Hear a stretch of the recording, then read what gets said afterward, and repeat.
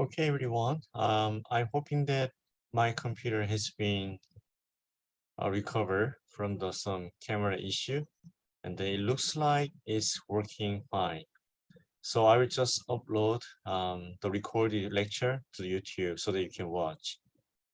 Let me share the slide. Okay.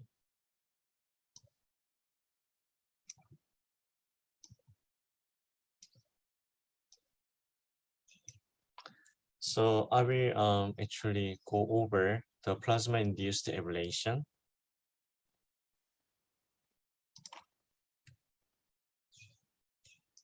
So this figure has been shown for multiple times during the class. So with a longer time and the lower power, and then photochemical interaction can occur. And then for the a little bit shorter but longer than 1 microsecond, then thermal interaction can occur. And then for the shorter than 1 microsecond with a higher power density, photoablation is happening. And then with the even shorter pulse time, and then with a higher power density, plasma-induced ablation can happen. And then if you have look at that, little bit shorter than a little bit longer pulse compared with the plasma-induced ablation, but with a little bit higher power density, then you can have a photo disruption. That's because photo disruption is actually part of the process or kind of side effects from the plasma-induced ablation. But this is happening when you have a more high the energy compared with plasma-induced ablation. So this photo shows the snapshot of when the plasma happened on the surface of tooth. So laser is coming, and then the laser was able to provide enough energy to generate plasma. And then when the plasma is generated, then plasma is generated with mostly sound and also some kind of the light. And then you can actually see kind of bluish spark on the surface of the tooth. So this graph is actually very important because this is explaining about optical breakdown with the multiple different processes. So when the optical breakdown happens, this can happen in a specific condition with a very high intensity of the laser at the small kind of area, which means that the focal volume. So within a small focal volume with a very high energy, and then the optical breakdown can happen in the tissue. So most of energy when optical breakdown is happening, that goes to the plasma formation, which is like between 70 to 99%. And then this plasma formation is simply ionization of the focal volume. And then this plasma will be basically in a spatially confined to the focal volume, means that only within the focal volume the plasma can be generated. With the 1 to 5%, the shock wave can generate it, but that can be from cavitation or optical breakdown itself. So shock wave is something you can imagine like kind of sound wave is moving, but the energy is so high so that it can actually mechanically giving the energy through the tissue. So during the shock wave propagation, the very high pressure gradient is at the front of the shock wave. And then the moving speed is actually faster than the sound. So supersonic speed of the movement. When the optical breakdown is happening in the very soft tissue or fluid, which has been shown here, then the cavitation can occur. So during the cavitation process, the vaporization is happening. And then this vaporization is causing mechanical stress to the surrounding media. And then during the cavitation, the volume is going to be expanded, and then it will collapse, and then expand and collapse like that. So that corresponds to about 15 to 25% of the energy. When the cavitation is occurring close to the boundary between the solid and then kind of fluid or liquid, and cavitation occurs near to the boundary between these, then the jet formation can also happen. And then this can actually mechanically damage this boundary. So these three processes, shock wave generation and the cavitation and jet formation, is basically called as a photo disruption. And then the other one, the plasma formation, is called as a plasma-induced ablation. And both of them can remove tissue so that it can be called a tissue ablation. So when the optical breakdown is happening, in which case plasma-induced ablation happens, or in which case photo disruption happens, that depends on the pulse duration time and energy. So with a little bit longer pulse duration time,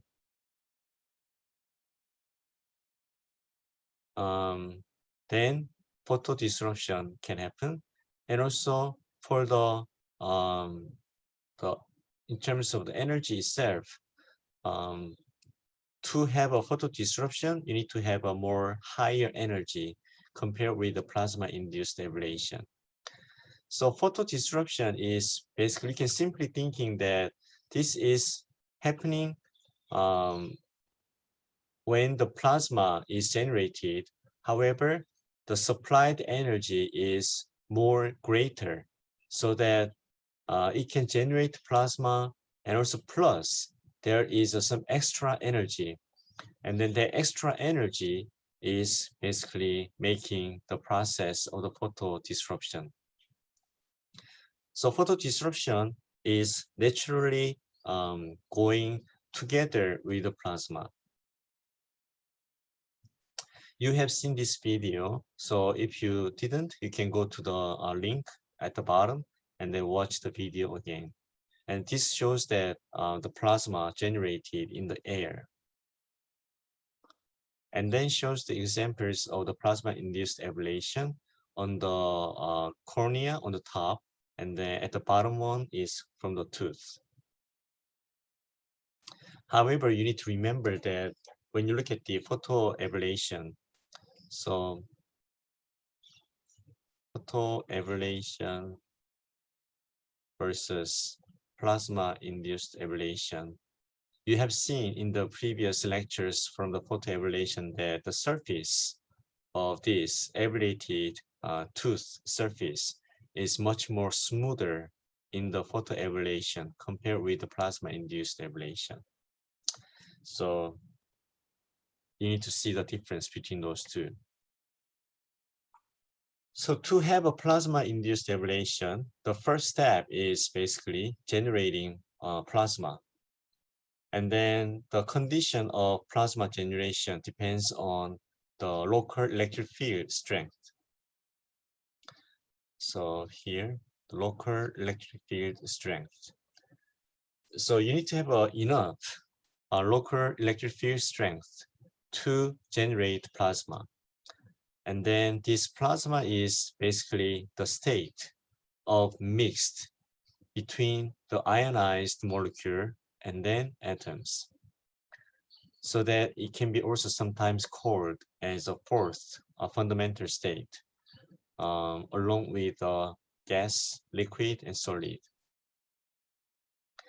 So the electric field E and the local power density I are also related to each other by following equation. So simply the square root of electric field is basically proportional to the power density I. So typically the threshold intensity of the optical breakdown is about 10 to 11 watt per centimeter square.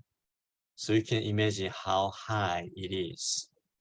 And that this is even when picosecond pulse. What they mean is that for the longer than picosecond, then you may need to have a more higher power density to have a plasma. And then this is corresponding to electric field as 10 to 7 voltage per centimeter. So within 1 centimeter, the difference of the voltage is like 10 to 7 volt, which is 10 megavolt. Amazing.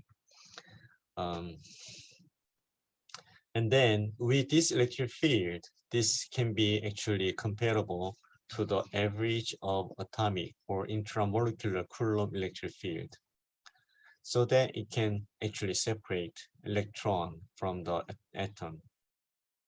And then within very short, this a few hundred picosecond, so very large free electron density, typically having 10 to 18 number per the volume of the cube centimeter, can be created in the focal volume of the laser beam. And the plasma generation from the high intense electric field is also called as a dielectric breakdown.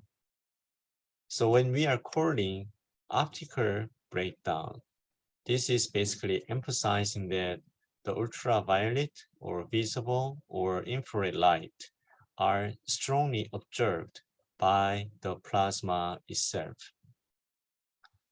So when you see this graph, which you have seen in the previous photoablation lecture, the ablation depth, so how many micrometer per each pulse for the ablation, that is actually very linear with the increase of the energy density. So when you are increasing the power of the laser, you can expect the increase of the ablation depth, which is very good for the prediction purpose. However, you need to see that it is actually saturating at the some level. So at beyond this energy density, the ablation depth is not actually increasing anymore, but it is kind of showing the plateau. Why this is happening? That's because with this high energy density, plasma is generated. And when the plasma has been generated with this high energy density, then the plasma itself is absorbing the light, which is coming to the same focal volume. So then no more the laser energy can be converted into used to ablate the tissue. Rather than that, those will be observed by the plasma itself. So when the Fradin has done some experiment, the results are showing on the right side. So they use the ruby laser and sending that ruby laser to the sodium chloride, which is a salt. And then you can see that those red dotted lines are representing optical breakdown threshold. So what they mean is that you need to have a higher energy than this threshold to have a plasma generation. So if your energy, laser energy, is lower than the threshold, then you can see that all the laser energy is going through the salt and then coming out within this kind of 40 seconds of the pulse. Actually, the 15 nanosecond of the pulse has been sent to the salt, and this one is actually detecting the transmitted laser pulse. And then the delay of this from the 15 nanosecond to the 40 nanosecond is due to the scattering inside of the sodium chloride. So when the light is going through the sodium chloride, some are going to be coming out without scattering, which can be shown as early part here, but some are going to be scattered, and then it shows the delayed transmission so that it can be shown in the later part. However, as you can see in the middle line, the middle kind of figure, in here, in this case, the optical breakdown threshold is lower than the previous one, so that, sorry, this is a relative intensity, so you cannot actually compare each other.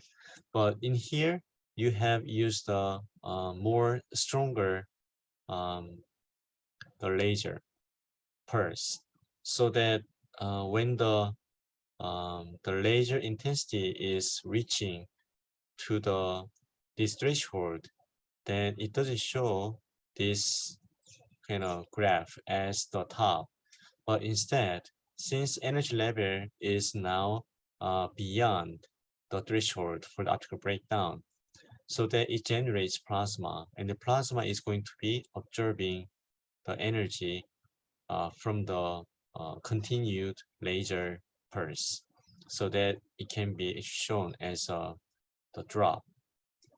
This is also similar to the top one, but in this case, the threshold was a little bit higher than the bottom one, so that it shows the drop or observation of the laser at the after 20 nanosecond.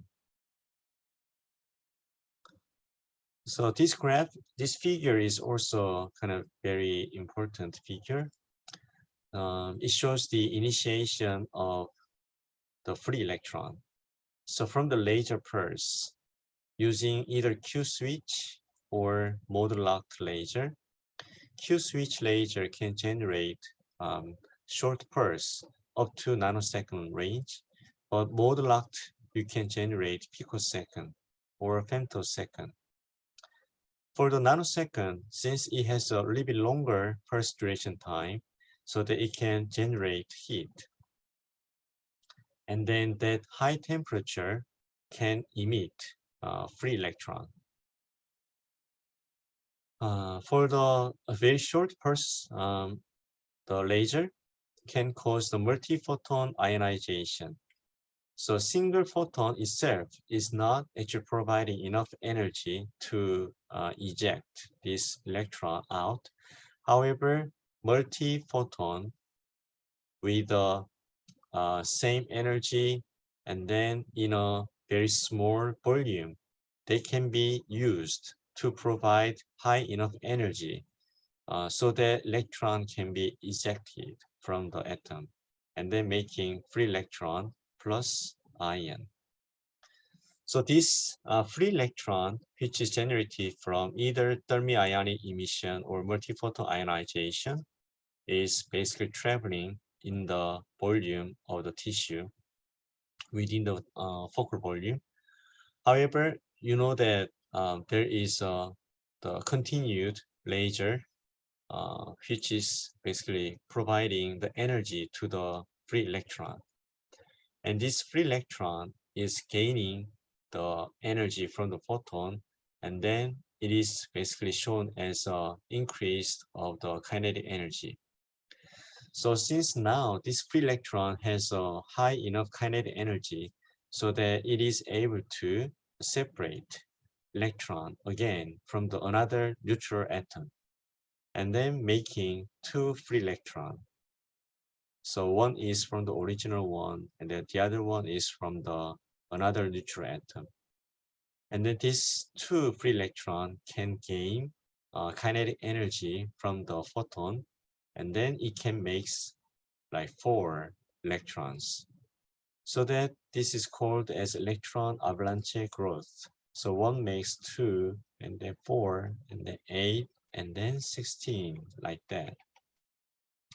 So that suddenly you can see the huge growth of the electron in a focal volume of the laser. So starting from this slide, it explains again about the process for the plasma generation. So thermal ionic emission is basically releasing electron due to the thermal ionization. And the multiphoton ionization, it is basically process when there is a coherent light is coming into the very small volume. Then multiprotons energy can be actually observed by the atom, and then those observed energy is high enough to remove the electron from its position. And this is happening only during the high peak intensity. So within very short pulse, so picosecond or femtosecond.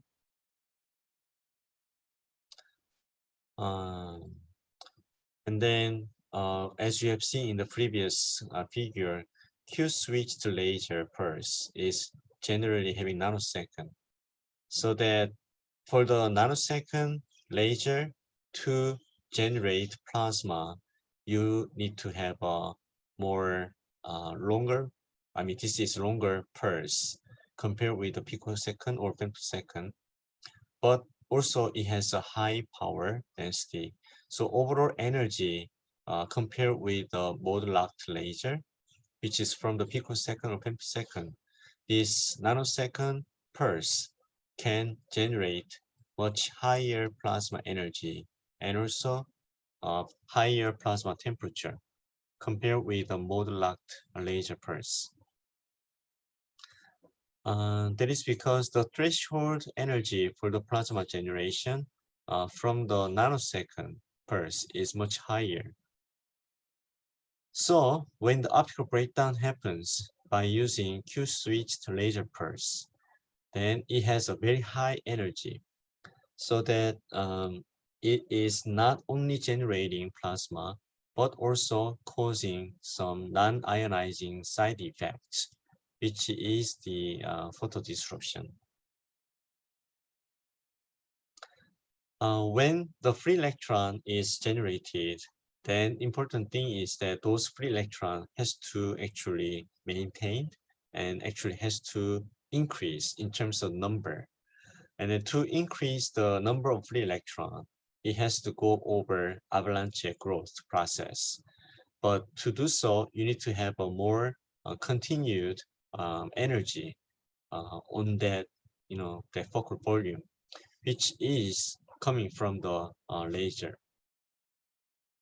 And then the way that the free electron can have a more high energy from the photon is from the process of the inverse Bremsstraff law, which is the opposite of the Bremsstraff law. So in the Bremsstraff law, the high kinetic energy electron is going close. Sorry, helicopter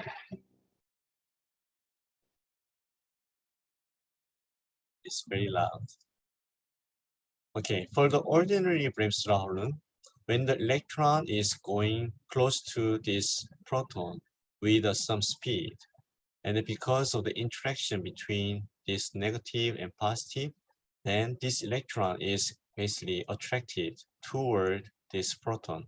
But since it has a high speed, so that it cannot, it doesn't really stop here, but it is changing direction closer to the proton. But when this is happening, this electron is going to lose the speed, and then the change in or slow down of the speed can be actually coming out as a radiation, which is basically X-ray for the X-ray case. So that is the ordinary Bremsstrahlung process, but inverse Bremsstrahlung is opposite. So when there is a radiation comes in, then the slow speed electron is gaining energy and then becoming faster. So having the photon energy into the electron, and then the electron is having extra speed. So that's inverse Bremsstrahlung. So that the free electron is able to gain more energy so that it is able to remove another electron from the neutral atom, so that the number of the free electron is going to be rising up. So why this optical breakdown is important? Because you need to remember about the difference between the plasma-induced ablation and the photoablation. I already mentioned this in the last class that photoablation, you need to have a specific, energy, because let's say carbon-carbon bonding, let's say in here maybe single bonding. To break down this bonding, you need to provide a high enough energy um, of the laser. So the photoablation is happening with a very short laser wavelength, normally in the UV range. So if you are using visible or infrared laser, then this is having longer wavelength, which means that it has a lower energy, so that it cannot actually break down those bonding between atom to atom or between molecule to molecule. So photoablation, you need to have a very short wavelength laser. Otherwise, you cannot achieve the photoablation. However, even visible range or infrared, the laser can also be used to ablate tissue. The first one is basically generating the heat. So if you have a longer pulse, so that it is able to accumulate heat, then it can remove tissue, which is the thermal ablation. It basically is burning the tissue. But we do not want to have that in the human tissue ablation using the laser, because it will leave the scar on the tissue. So instead of that, what we can do is basically plasma-induced ablation. So this plasma-induced ablation is, as long as you are able to generate plasma, then you can basically cause the tissue ablation, right?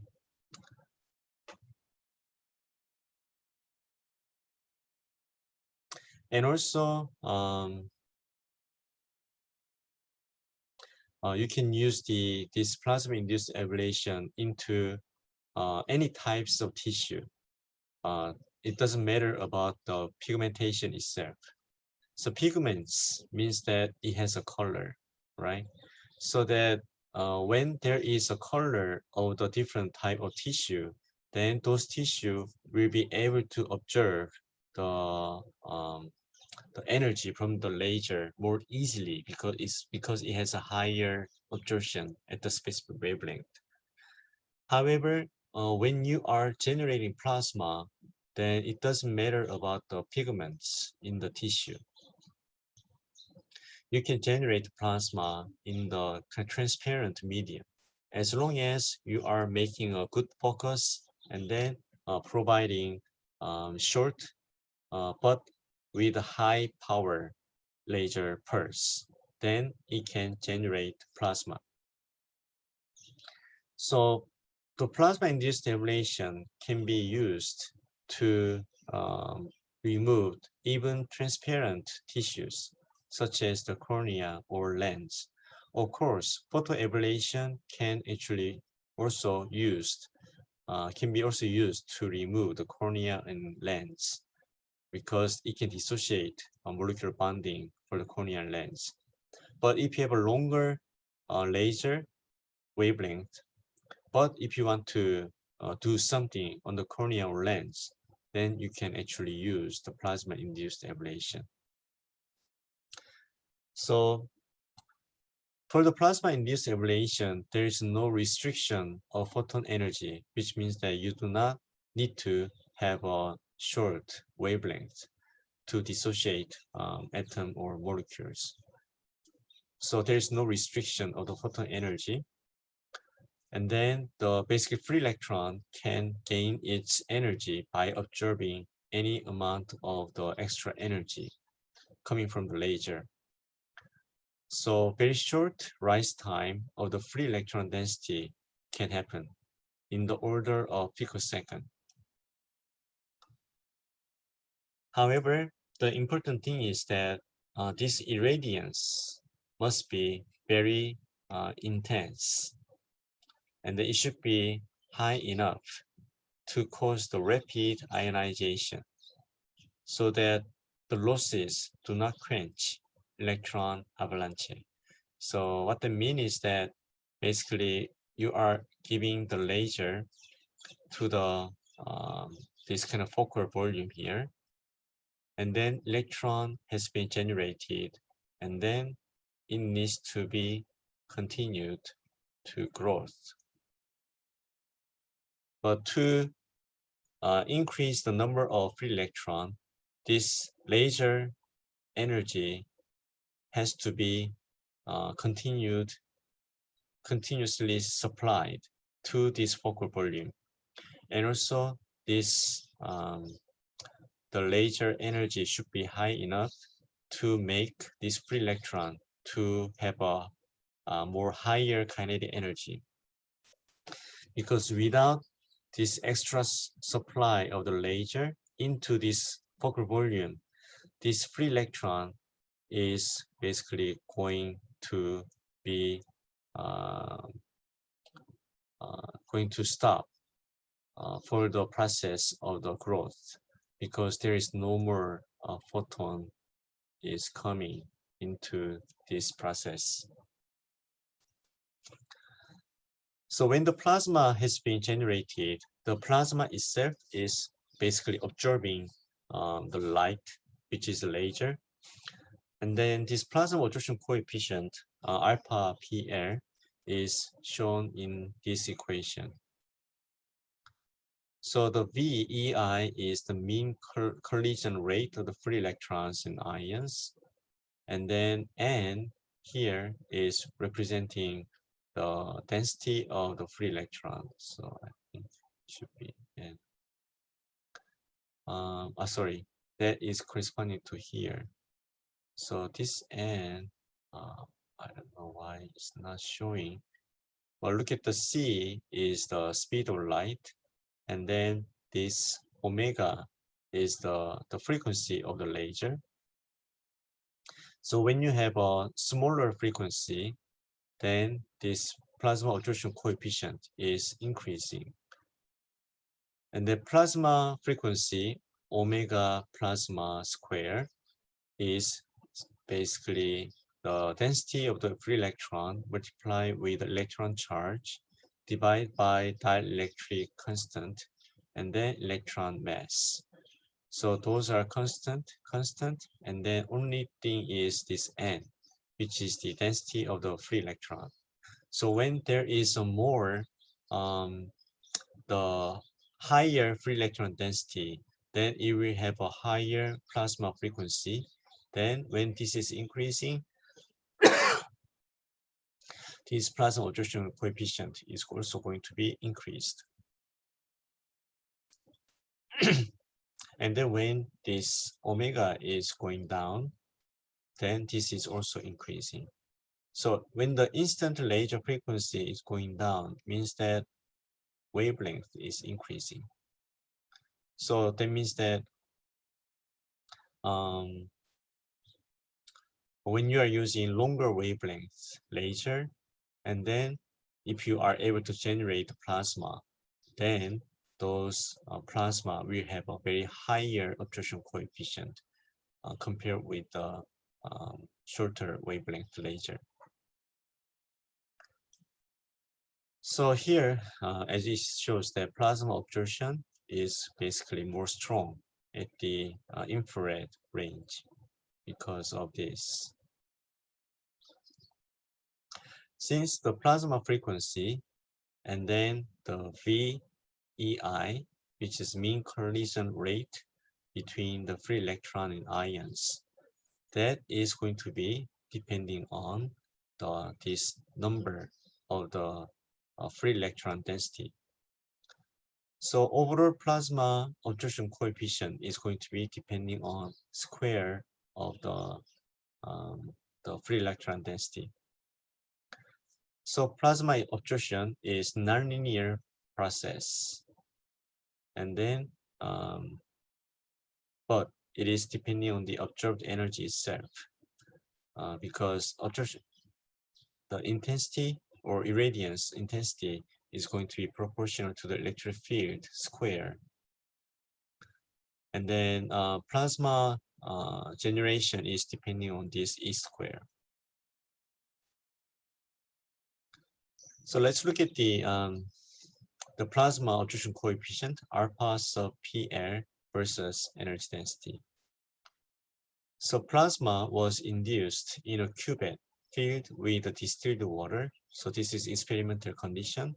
And they used the neodymium YLF laser, which has a wavelength of the 1053 nanometer and with a 30 picosecond pulse duration. So absorption coefficient is increasing from the 0.1 per centimeter at the low fluence. But when the fluence is increasing to like 23 joule per centimeter square, then it becomes 100.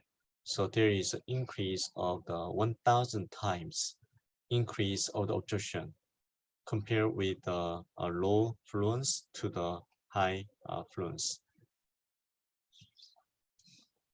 So induced plasma is basically serving as a shield for the succeeding laser photons.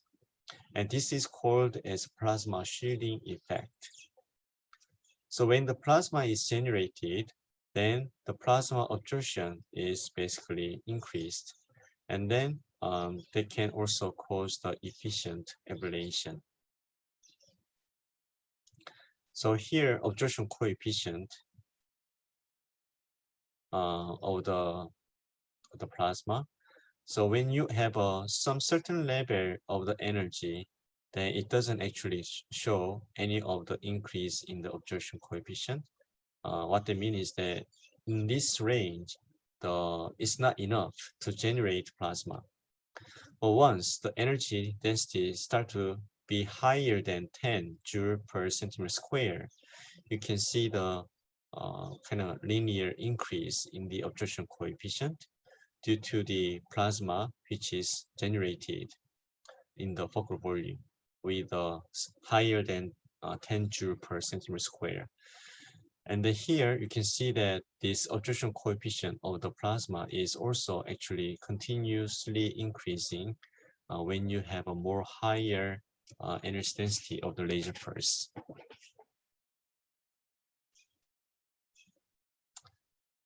So this plasma cannot be actually cannot stay there. It is going to be also disappear if there is no more supply of the energy from the laser pulse. So the loss of the basically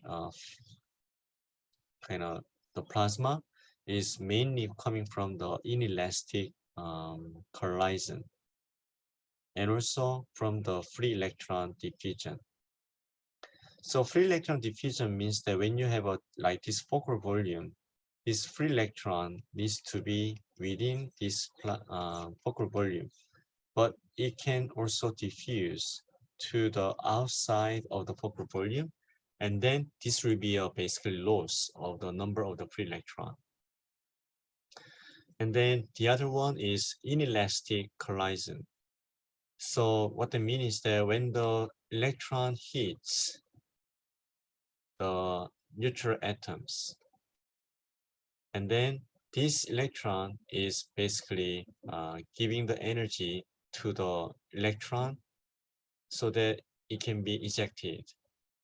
But this process itself is basically losing the energy from the electron, so that it's an inelastic collision. So that when this process is continued, then of course, electron is losing the energy so that no more free electron can be generated. To keep this process, you need to have a photon which is coming from the laser pulse to have this free electron to maintain its high energy.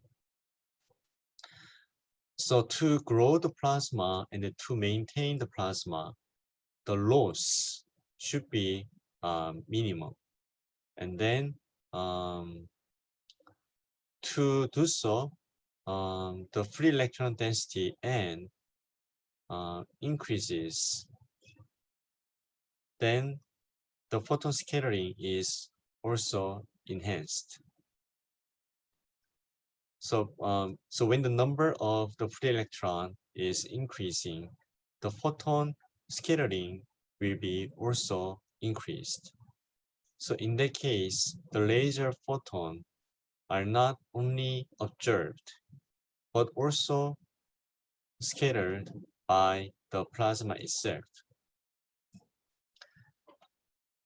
So when there are some certain number of the free electron density, then this the laser pulse is going to be observed by the plasma itself. However, this free electron is a lot more, and then it can be diffused out, and then it can also make photon to be scattered into other direction.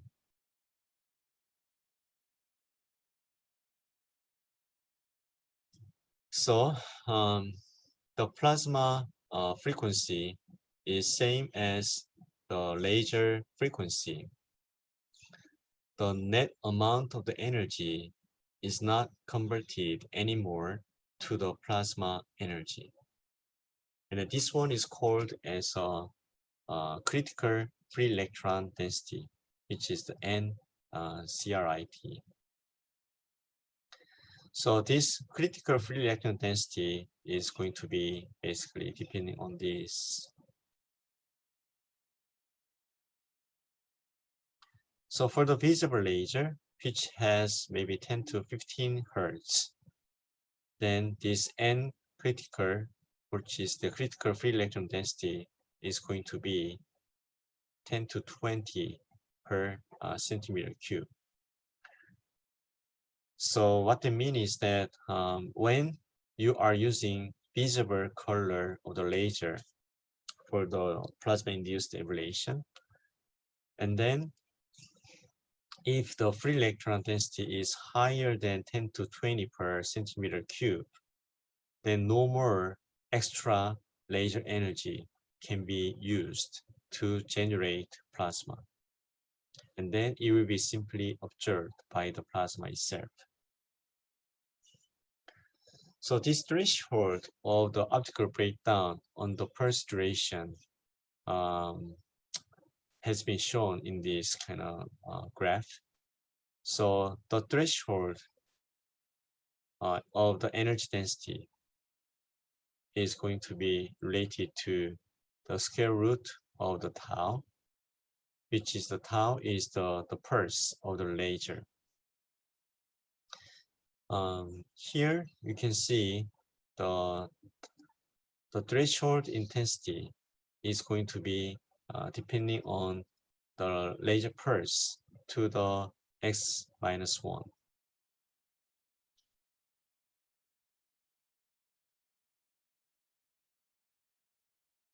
So here, when the x is less than 0.1, and then between here is when the x is 0.4 to the 0.6, and then when the x is larger than 0.8. So you can see this eta I of the threshold is it's going down with a longer pulse duration time. With the when you look at this electric field, and then the electric field is going to be shown as related to the tau x. So when the electric field, when the pulse duration is basically longer pulse, this condition of the x is 0.8 or larger, then electric field has to be very, very high. Compared with the shorter pulse duration time, this electric field is very, very low. So what the mean is, when you look at the electric field threshold, this is not electric field, but threshold of the energy density. So for the plasma generation, the threshold of the energy density is lower in the short pulse compared with the longer pulse. And then between like 4 picosecond here to the like microsecond, this is showing kind of linear relationship between each other. But actually you can see that it's not actually linear because it's linear. 10 to minus 12 to 9 is all logarithmic scale. So that between log and log, so this is the actually linear. So the information that we can acquire from this graph is that when you have a short pulse, then the energy threshold for the generation of the plasma is much lower compared with the longer pulse. So that means that when you are trying to have a plasma-induced ablation, it's easier to use the short pulse laser, such as the pico or femtosecond laser. Then the plasma can be more easily generated compared with the longer pulse. So in the longer pulse, such as the nanosecond range, you need to have a more higher energy density, so that the plasma generated by this nanosecond will have a much more higher energy compared with the plasma generated in the short pulse. So that's why the plasma generated from the nanosecond has extra energy, so that it's actually giving the photo disruption, disruptive effects. For the here is basically showing the ITH. I think the instant intensity. So, but here is it has to be much higher at the short pulse duration. But because of the time is much shorter compared with the longer pulse duration, so that overall the intensity at the short pulse is actually much higher compared with the longer pulse.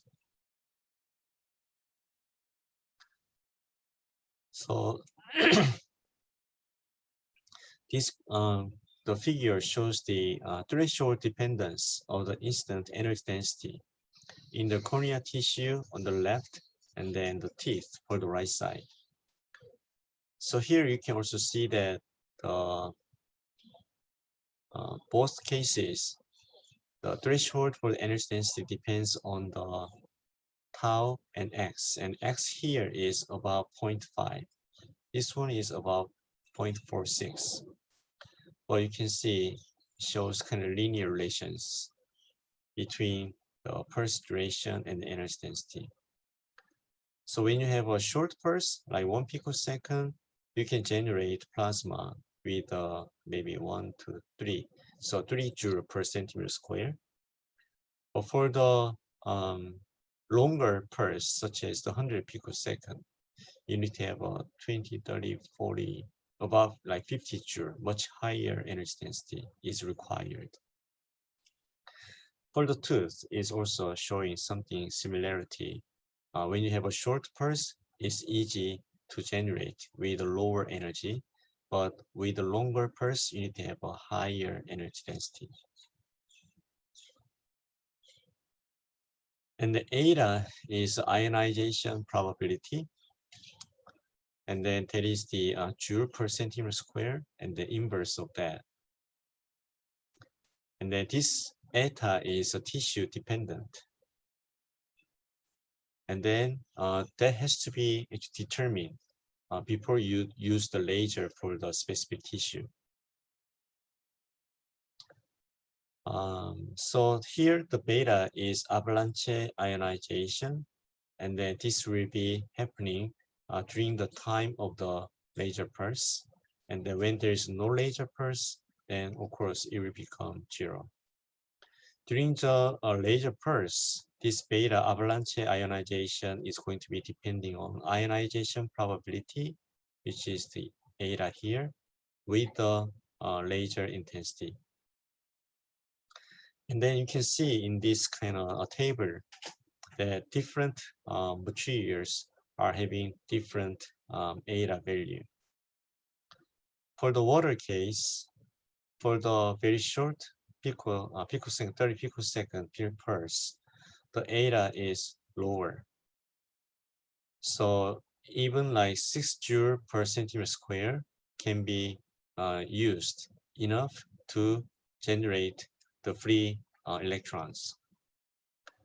But for the 7 nanosecond, it has to be increased to 6.4.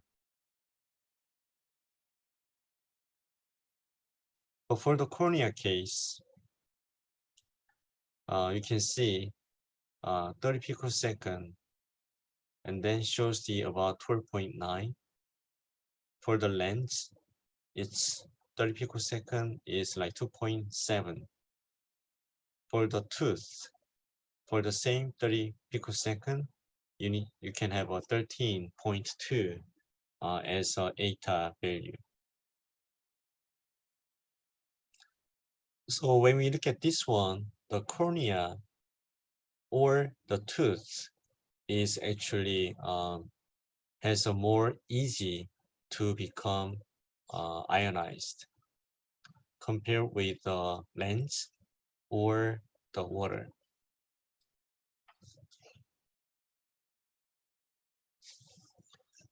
So this figure 3.48 and 3.49 is showing the electron density change with the time. So free electron density will be changing, of course, after the laser pulse. So during the laser pulse, it will be increasing, but once you stop it, it will go down. So the number of free electron density, or sorry, free electron density change with the time is going to be depending on the maximum value of the free electron density, and then shows the exponential decay with there here. Here, there is representing the rate for the free electron diffusion. And then this is going to be, again, time over tau d.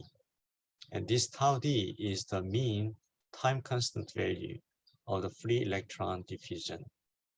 So again, when you have a focal volume, laser electron generated, but it can be also diffused out from the focal volume. So when you have a faster diffusion rate of the free electron from the focal volume, then you will have a faster decay of the free electron density. Here you have a logarithmic scale here, so that it looks like just linear, which is representing this value there. Also, it shows the 1 over tau d.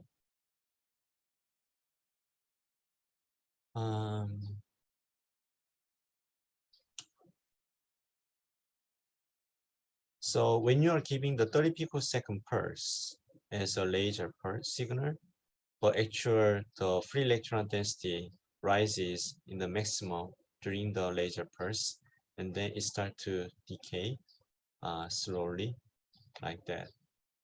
So here, even if you stop the laser pulse, but the plasma is actually maintaining maybe in certain level. Let's say that the threshold is like this one, then the plasma has been generated here and then lasts up to this time point.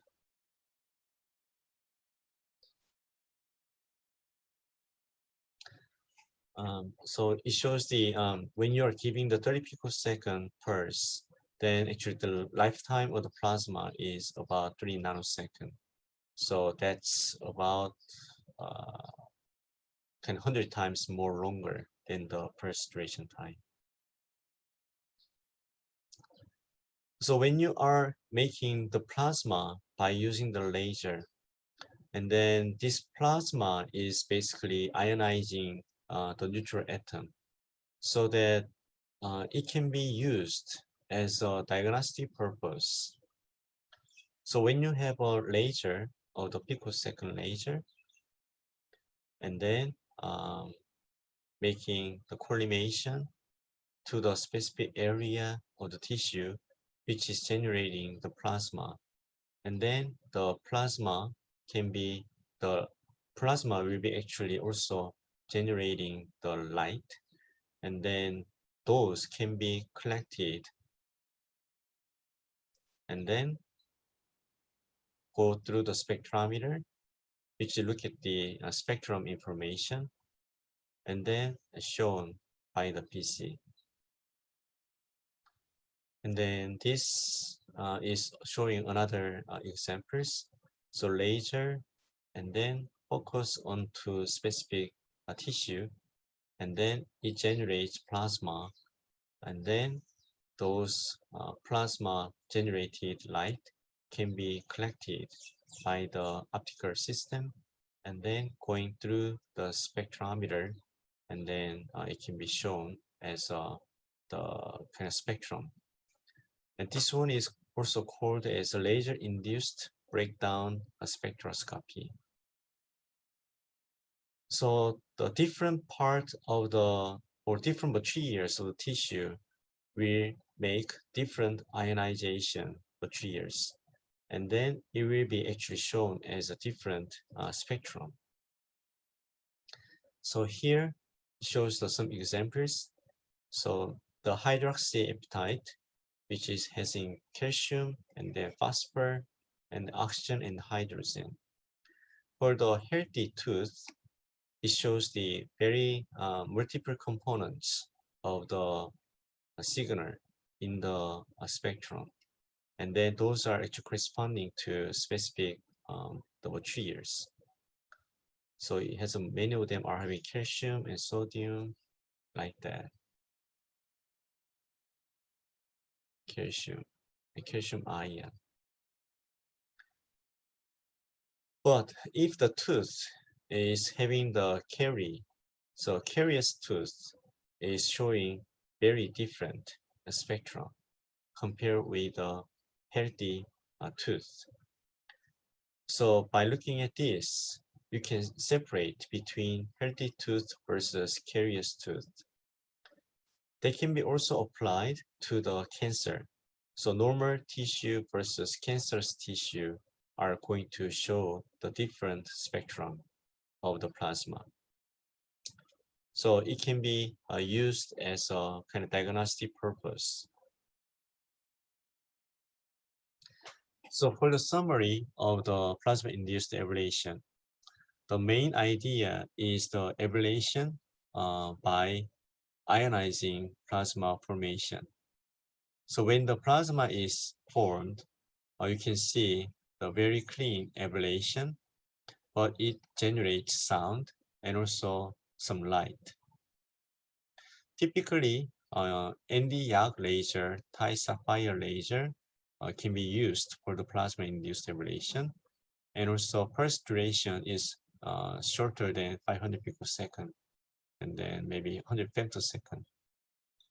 For the power density is ranging from 10 to 11 to 10 to 13 watt per centimeter square. And it can be used for the refractive corneal surgery and also treating the caries on the tooth. So this is the end of the today's lecture. And then this Thursday, we will have a Manar and Lur presentation. So see you on this Thursday. Bye.